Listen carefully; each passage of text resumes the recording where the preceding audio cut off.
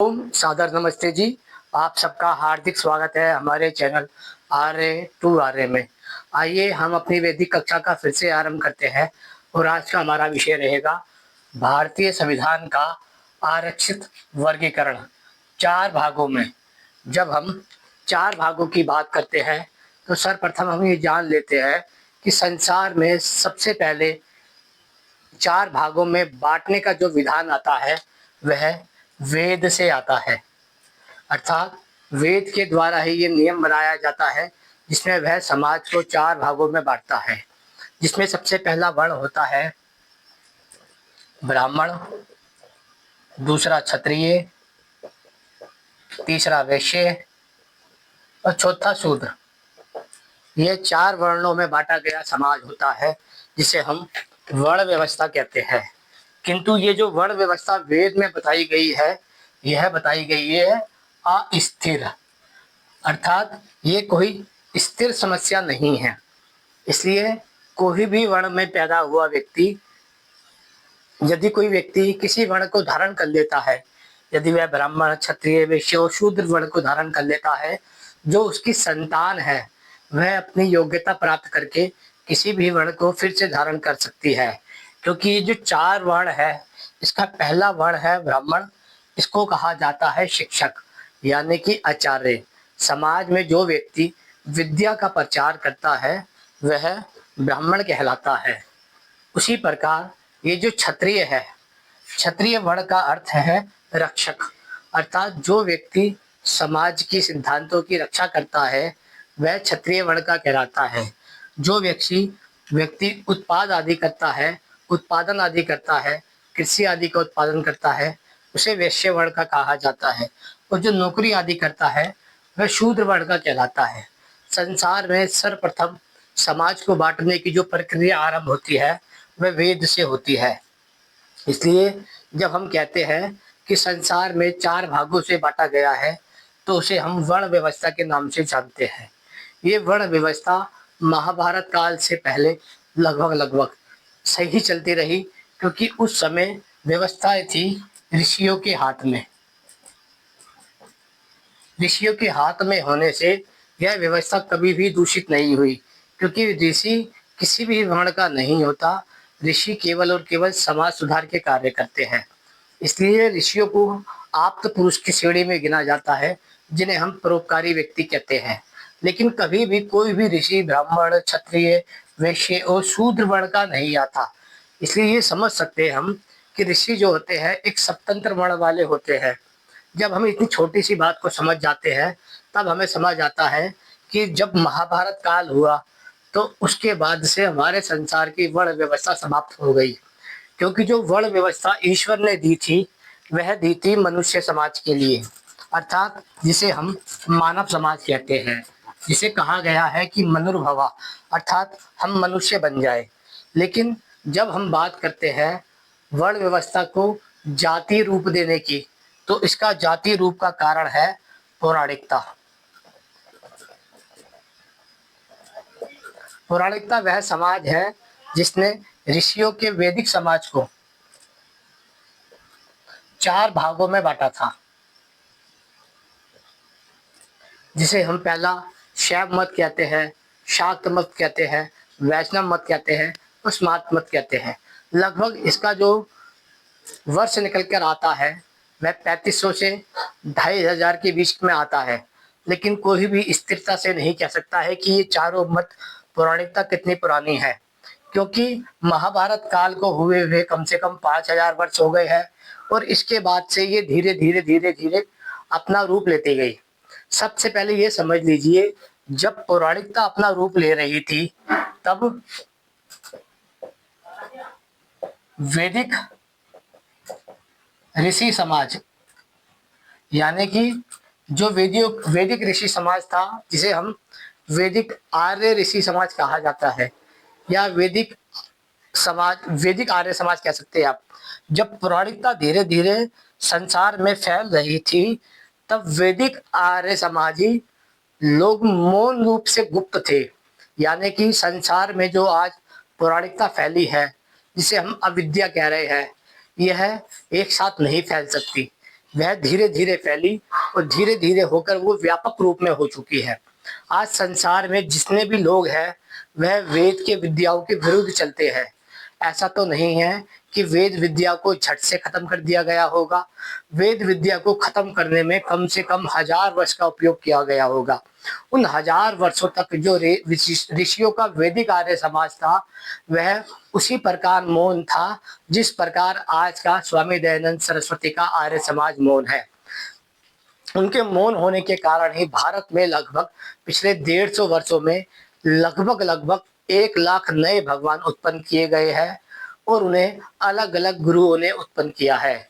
यदि 150 वर्षों में आर्य समाज ने इसी दिशा में कार्य किया होता जिसे हम जातिवाद और पाखंडवाद के रूप में देखते हैं तो वह समस्या कम हुई होती, लेकिन वह समस्या कम ना होने के कारण 100 गुना उत्पत्ति के दाद बढ़ गई, यानी कि वह कम से कम 100 गुना तेज हो गई है।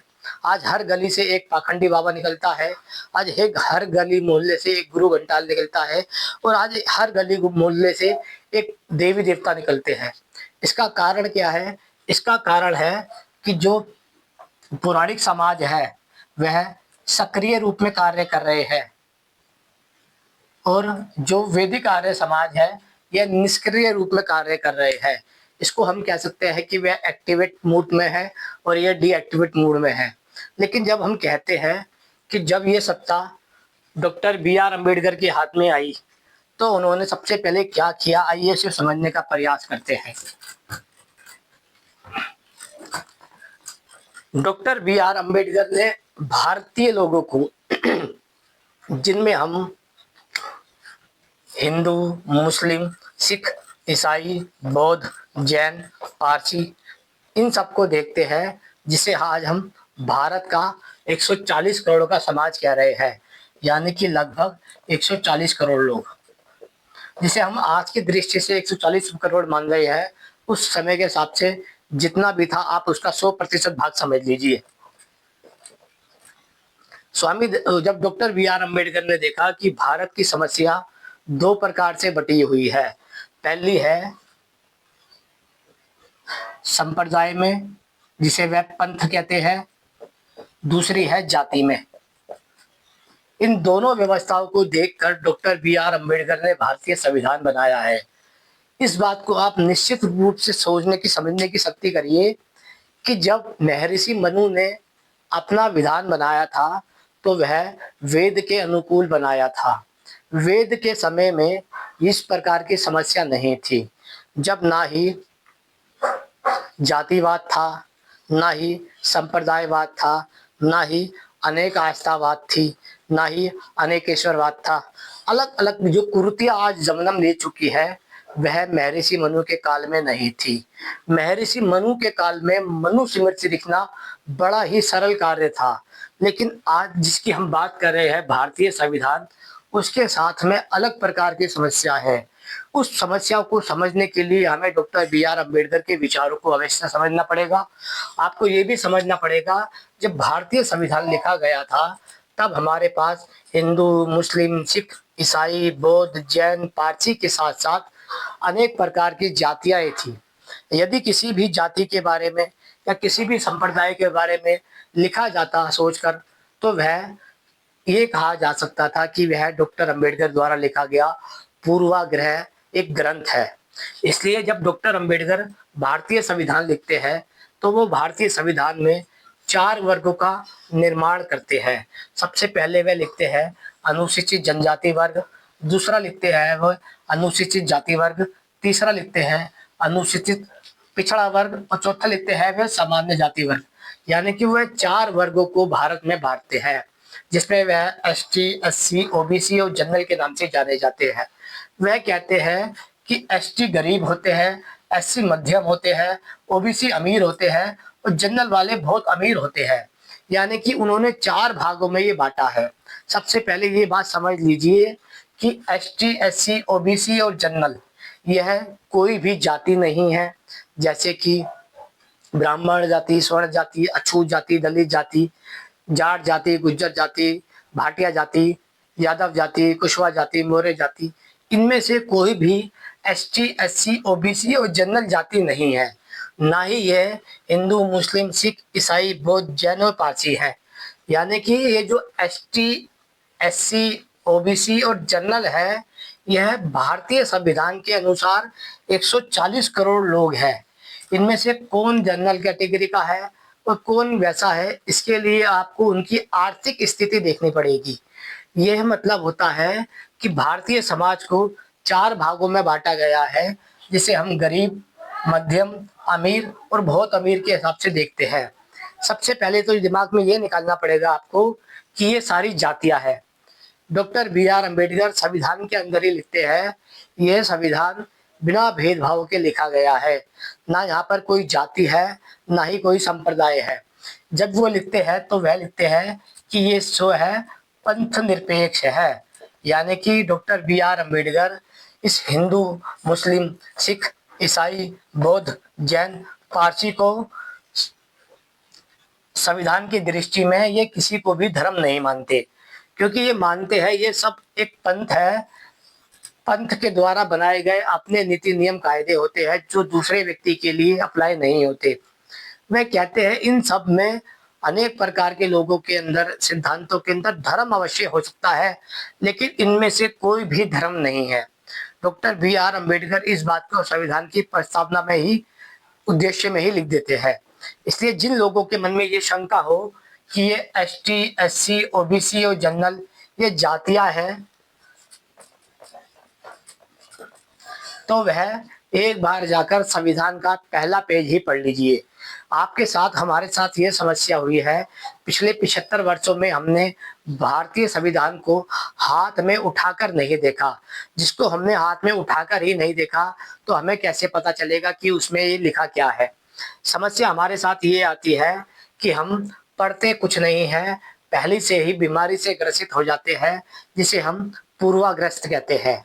इसलिए जब हम कहते हैं कि डॉक्टर बी आर अम्बेडकर ने एसटी, एससी, ओबीसी और जनरल ये 4 भागों में समाज को बांटा है, तो बिल्कुल गलत किया है। जो हम जानते नहीं इसलिए हम कह देते हैं। फिर हम बात करते हैं, डॉक्टर बी आर अम्बेडकर ने जब ये 4 वर्ग बांटे तो उन्होंने सबसे पहले ये देखा कि भारत की जो राज्य व्यवस्थाएं है, राज्य व्यवस्था का मुख्य 5 भाग होते हैं। पहला समझ लीजिए शिक्षक, दूसरा रक्षक, तीसरा न्यायाधीश, चौथा शासक और पांचवा चिकित्सक। इन 5 कैटेगरी को जब हम समझते हैं तो बी आर अम्बेडकर इस बात को बहुत महत्वपूर्ण तरीके से जानते थे।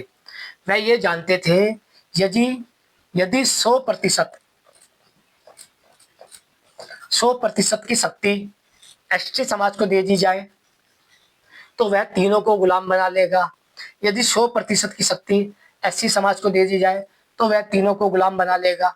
यदि 100% की शक्ति ओबीसी को दे दी जाए तो वह तीनों संप्रदाय को, तीनों वर्ग को गुलाम बना लेगा। और यदि 100% की शक्ति जनरल समाज को दे दी जाए तो वह भी दूसरे लोगों को गुलाम बना लेगी। डॉक्टर बी आर अम्बेडकर इस बात को बड़ी महत्वपूर्ण तरीके से जानते थे, क्योंकि वह ये भी जानते थे कि भारत की गुलामी का कारण वही लोग हैं जिन्होंने भारत में शिक्षा पर एक अधिकार किया है, सत्ता पे एक अधिकार किया है और व्यापार आदि पर एक अधिकार किया है। जब वह किसी भी प्रकार के एक अधिकार को कर लेते हैं तब वह सर्व समाज के साथ में अन्याय करते हैं, दमन करते हैं, शोषण करते हैं, अत्याचार करते हैं। इस बात को डॉक्टर बी आर अम्बेडकर बड़ी महत्वपूर्णता से जानते थे। इसलिए जब हम कहते हैं कि डॉक्टर बी आर अम्बेडकर ने समाज को 4 भागों में बांटा है, जिसे हम एसटी, एससी, ओबीसी और जनरल कह रहे हैं, तो वे कहते हैं कि ये 4 है कैटेगरियां, गरीब, मध्यम, अमीर और बहुत अमीर। वे इस बात को मुख्य रूप से विशेषता ध्यान देते हैं। वे कहते हैं जो गरीब है, मध्यम है और अमीर है, इन तीनों को मिलाकर भारतीय संविधान सरकारी राज्य व्यवस्था के अंदर 49.5 यानी कि 49.5 आरक्षित सीट देता है। और जो जनरल कैटेगरी है इसको देता है 50.5।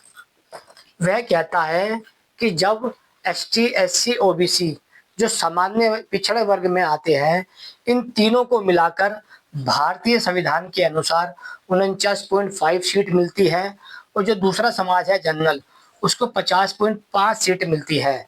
इसका अर्थ ये है कि कोई भी समाज पूर्ण रूप से शक्तिशाली नहीं होना चाहिए। यदि कोई एक कैटेगरी शक्तिशाली हो जाती है तो वह अन्य कैटेगरियों का दमन कर देती है।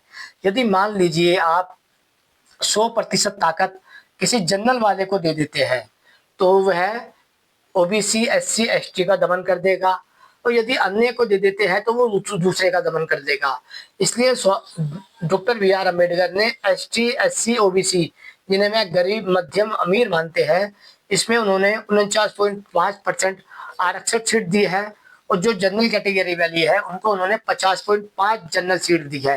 यदि डॉक्टर बी आर अम्बेडकर की मानी जाए तो उन्होंने आज भी जनरल कैटेगरी के अनुसार ही 50.5 यानी कि 1% सीट उन्हीं को ज्यादा दे रखी है ताकि वह समाज का उपकार कर सके। जब हम इस छोटी सी बात को समझते हैं तब हम समझ आता है कि भारतीय समाज में चल क्या रहा है। जब आप इस छोटी सी व्यवस्था को समझ लेते हैं तब आपको समझ आता है कि ये जो राज्य की व्यवस्थाएं है, राज्य की व्यवस्था में क्या मुख्य रूप से आ रहा है। पहला आ रहा है शिक्षक, दूसरा आ रहा है रक्षक, तीसरा आ रहा है न्यायाधीश, चौथा आ रहा है शासक, पांचवा आ रहा है चिकित्सक। यदि इन पांचों को किसी भी एक वर्ग के आदमी के हाथ में दे दिया जाए तो वह पूरे साम्राज्य की व्यवस्था को नष्ट कर सकता है। डॉक्टर बी आर अम्बेडकर इस बात को बड़ी महत्वपूर्णता से जानते थे, इसलिए उन्होंने भारतीय संविधान के अंदर आरक्षित सीटों को वर्गीकरण कर दिया। उन्होंने कहा कि जो एसटी गरीब लोग हैं उनको मैं 7.5% दे रहा हूँ आरक्षित सीटें, जो एससी समाज है उसको मैं 15% दे रहा हूँ, जो ओबीसी समाज है उसको मैं 27% दे रहा हूँ, और जो जनरल समाज है उसको मैं 15% दे रहा हूँ। इसका अर्थ ये होता है कि उन्होंने फिर भी जनरल वाले को अकेले ही 50% दिया, 50.5%, और इन तीनों को मिलाकर 49.5 दिया। जब भी हम कहते हैं कि डॉक्टर बी आर अम्बेडकर ने हम जनरल कैटेगरी वालों के साथ में अन्याय किया है तो वह हम बीमारी, पूर्वाग्रह से ग्रसित होकर कहते हैं। जब आप इस छोटी सी व्यवस्थाओं को समझ जाते हैं तब आपको ये समझ लेना चाहिए कि एसटी, एससी, ओबीसी और जनरल, सबसे पहले तो ये कोई जातियां नहीं है। दूसरी बात, यह कोई हिंदू, मुस्लिम, सिख, ईसाई, बौद्ध, जैन और पारसी ये पंथ भी नहीं है। इन सभी के अंदर जो एसटी है वह हिंदू भी है, मुस्लिम भी है, सिख भी है, ईसाई भी है, बौद्ध भी है, जैन भी है, पारसी भी है। वैसे ही एससी के अंदर हिंदू, मुस्लिम, सिख, ईसाई, बौद्ध, जैन, पारसी भी है। ओबीसी के अंदर हिंदू, मुस्लिम, सिख, ईसाई, बौद्ध, जैन, पारसी भी है। और जनरल कैटेगरी के अंदर भी हिंदू, मुस्लिम, सिख, ईसाई, बौद्ध, जैन और पारसी भी है। यानी कि ये जो एसटी, एससी, ओबीसी और जनरल है, ना ही ये कोई धर्म है और ना ही ये कोई जाति है। हम लोग एसटी, एससी, ओबीसी और जनरल को पहले से ही जाति के रूप में स्वीकार कर लेते हैं, जिसके कारण हम पहले से ही पूर्वाग्रस्त हो जाते हैं और हम इसको जातीय का रूप दे देते हैं।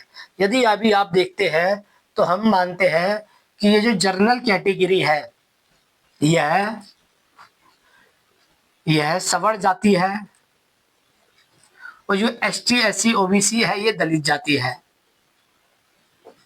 यानी कि हमने ये पहले से ही निर्धारित कर लिया है कि एसटी, एससी, ओबीसी ये सब जनरल, ये जब दलित जाति है, और जनरल वाले ये सब सवर्ण जाति है।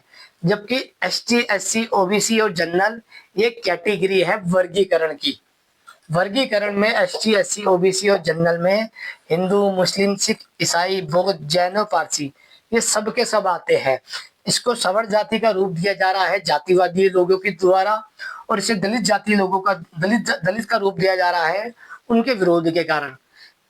सबसे पहले तो आप ये बात समझ लीजिए, भारतीय संविधान में कोई भी जाति नहीं है और कोई भी सांप्रदायिक धर्म नहीं है। जब संविधान में ही संप्रदाय और जाति नहीं है तो वह ये कैसे कह सकता है कि एसटी, एससी, ओबीसी ये दलित है और जनरल वाले सवर्ण जाति के हैं। जब आप एसटी, एससी, ओबीसी को दलित कहते हैं, उस जनरल वाले को सवर्ण कहते हैं, तो पहली बात तो ये है कि आप ये बात ही संविधान के विरुद्ध में कह रहे हैं। संविधान किसी भी व्यक्ति, समाज और उसको नहीं मारता है। भारतीय संविधान के अनुसार चाहे वह एसटी हो, एससी हो, ओबीसी हो या जनरल हो, ये चारों की चारों कैटेगरी शिक्षक बन सकती है, रक्षक बन सकती है, न्यायाधीश बन सकती है, शासक बन सकती है और चिकित्सक बन सकती है। इसका अर्थ है कि ये पांचों की पांचों जो व्यवस्थाएं हैं इन चारों कैटेगरियों के लिए है। यदि वह किसी भी एससी, एसटी, ओबीसी और जनरल वाले को 100% ताकत दे दी जाए तो वह अन्य तीनों का दमन करेगा और अन्य तीनों को गुलाम बना लेगा। डॉक्टर बी आर अम्बेडकर इस बात को बड़ी महत्वपूर्णता से जानते थे, इसलिए उन्होंने भारतीय संविधान में पहले से ही आरक्षित सीटों को स्थिर कर दिया। वह जानते थे कि आगे चलकर यह अन्याय किया जाएगा कि किसी भी एक वर्ग के द्वारा अन्य तीनों का दमन हो सकता है, तो उन्होंने पहले से ही उसे आरक्षित कर दिया। यदि उन्होंने इसे आरक्षित नहीं किया होता तो भारत आज लगभग लगभग आधे लोगों का गुलाम हो चुका था। आज जो हम देखते हैं कि जिसे हम शिक्षक कह रहे हैं, रक्षक कह रहे हैं, न्यायाधीश कह रहे हैं, शासक कह रहे हैं और चिकित्सक कह रहे हैं, ये जो लोग राज्य की नौकरी प्राप्त है, यानी कि जो आज गवर्नमेंट सर्वेंट है, चाहे वह मेंबर ऑफ पार्लियामेंट हो, एजुकेशन सिस्टम में बैठे हुए हो, न्यायाधीश हो, रक्षक हो या शासक हो या डॉक्टर वगैरह हो, जो सरकारी नौकरी करते हैं उनके अपने बच्चे निजी व्यवस्था में पढ़ते हैं और वह निजी व्यवस्था प्राप्त करके फिर सरकारी नौकरी में आते हैं। सरकारी नौकरी करके निजी व्यवस्था में बेच रहे हैं अपने बच्चों को और अपने बच्चों को वहां से निजी व्यवस्था से सरकारी व्यवस्था में घुसेड़ रहे हैं ताकि वह सरकारी ढांचा नष्ट कर सके। किसी भी देश का जो सरकारी ढांचा होता है वह सबसे महत्वपूर्ण होता है। इसलिए जब तक हम इस निजी व्यवस्था को सरकारी व्यवस्था से नहीं काटेंगे तब तक इसका समाधान नहीं होगा। जब हम कहते हैं कि जो सरकारी विद्यालयों में पढ़ाई घटिया हो रही है, उस घटिया पढ़ाई होने का कारण है कि आपने निजी विद्यालय के शिक्षकों को सरकारी नौकरी दे दी है। यदि आप कहते हैं कि पुलिस वाले सही व्यवस्था में कार्य नहीं कर रहे हैं, तो उसका कारण भी यही है कि आपने निजी व्यवस्था से प्राप्त व्यक्ति को पुलिस वाला बना दिया है, निजी व्यवस्था से प्राप्त शिक्षा व्यक्ति को अपने शिक्षक बना दिया है, निजी व्यवस्था से प्राप्त आपने न्यायाधीश बना दिए हैं, निजी शिक्षा से प्राप्त व्यक्तियों को आपने शासक बना दिया है और निजी शिक्षा से प्राप्त व्यक्तियों को आपने डॉक्टर बना दिया है। यदि आपको इन सबको डॉक्टर बनाना है, न्यायाधीश बनाना है, तो इनके लिए आप एक निजी व्यवस्था का निर्माण कर सकते हैं। लेकिन यदि आप निजी व्यवस्था से प्राप्त हुए व्यक्ति को सरकारी व्यवस्था में घुसेड़ते हैं तो सबसे पहले वह सरकार का ढांचा ही नष्ट कर देते हैं। इसलिए आज जितने भी सरकारी अधिकारी है, चाहे वह मेंबर ऑफ पार्लियामेंट में हो, डॉक्टर हो, न्यायाधीश हो, शिक्षक हो या शासक हो, इन सब में से किसी के भी बच्चे सरकारी विद्यालयों में नहीं पढ़ते, क्योंकि यदि वह अपने बच्चों को सरकारी विद्यालय में पढ़ा लेंगे तो वह अपने बच्चों को निजी व्यवस्था से अच्छी पढ़ाई कैसे कराएंगे। यदि वह अपने बच्चों को निजी व्यवस्था में पढ़ाई करा के सरकारी नौकरी दिला रहे हैं तो इसका अर्थ ये है कि वह सब के सब राष्ट्रद्रोह के अधिकारी है, क्योंकि वह राज्य की व्यवस्था के साथ छल कर रहे हैं, कपट कर रहे हैं। इन सभी के ऊपर राष्ट्रद्रोह का मुकदमा लगना चाहिए। जो भी लोग अपने ही राष्ट्र के अनुकूल कार्य नहीं करता है वह सब के सब गद्दार की श्रेणी में आते हैं। सबसे पहले तो ये समझ लीजिए कि निजी व्यवस्था से प्राप्त हुआ व्यक्ति यदि सरकारी ढांचे में घुसता है तो वह सरकारी ढांचे को नष्ट कर देगा। यदि किसी देश का सरकारी ढांचा नष्ट हो जाता है तो वह देश तुरंत ही गुलाम हो जाता है। आशा करता हूँ विशेष सरलता से समझ आ गया होगा कि भारत की 1000 वर्ष की गुलामी का कारण था कि हमने शिक्षा पर, सत्ता पर, व्यापार पे लोगों को एक अधिकार दे दिया था। डॉक्टर बी आर अम्बेडकर चाहते थे ये एक अधिकार किसी को ना मिले, इसलिए उन्होंने 4 वर्ग बनाए जिसमें उन्होंने एसटी, एससी, ओबीसी रखा। एसटी, एससी, ओबीसी को उन्होंने 49.5 आरक्षित सीटें दी, जनरल वाले को 50.5 आरक्षित सीटें दी। इस तरीके से भारतीय समाज ढांचा लगातार चल रहा है। यदि किसी को सबसे पहले भारतीय समाज को गुलाम बनाना है, इस ढांचे को नष्ट करना है, तो उसे आरक्षित सीटों को नष्ट करना पड़ेगा। जैसे ही आपने आरक्षित सीटों को नष्ट कर दिया तो आप केवल और केवल किसी भी एक कैटेगरी के अधीन हो जाएंगे और अन्य 3 कैटेगरी इसके गुलाम हो जाएगी और इसके नीति नियम कायदे सब ध्वस्त कर दिए जाएंगे आपस में लोगों को गुलाम बना लिया जाएगा। आशा करता हूँ विषय सरलता से समझ आ गया होगा। समझ आ गया है तो लाइक कर दीजिएगा, अन्यथा छोड़ दीजिएगा। ओम नमस्ते।